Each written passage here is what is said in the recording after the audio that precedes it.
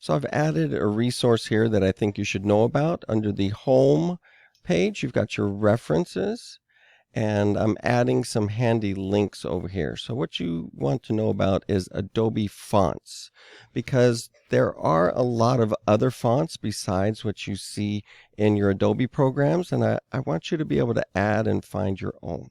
So one of the things that's really amazing about this is the search by image. You can browse all the fonts and filter them by all sorts of choices over here, like looking for really big bold fonts.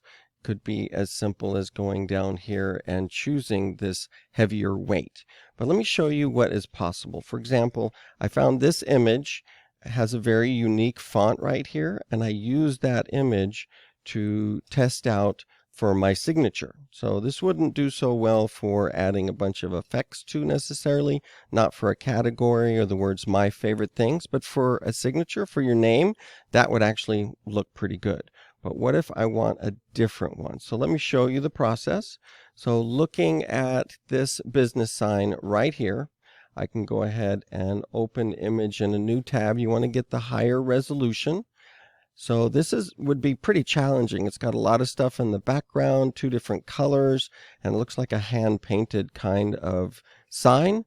But let me go ahead and save this image. I'm just going to save it into my downloads folder.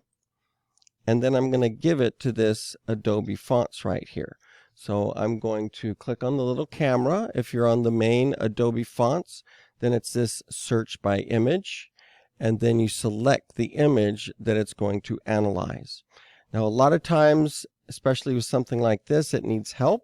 So I'm simply going to draw my rectangle, adjust my rectangle just for that one line of text, and then have it analyze that and see what it can come up with. Well, it's a difficult one for it to see. So I have to tell it that this is the word restrooms.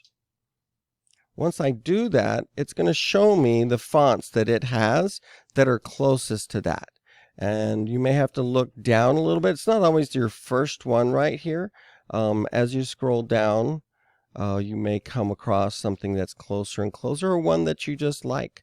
But the 2 O's are the same size, and this one, it looks even more like a hand-drawn.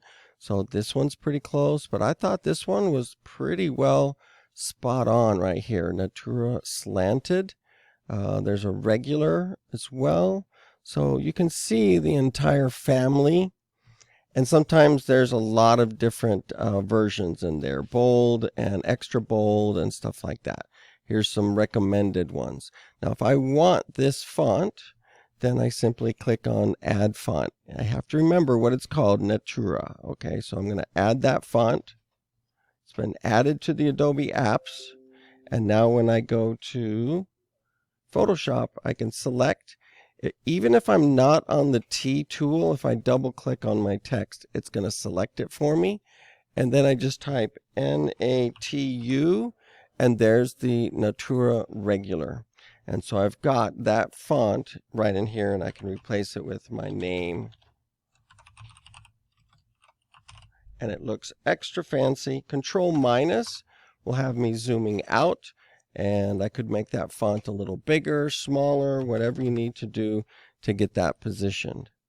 Now, just black text like that, well, we can do some fancy things with layer styles, but that's for the other tutorial. This is just how to add fonts using fonts.adobe.com and being able to use an image to actually find a font that's very similar, if not exactly the same.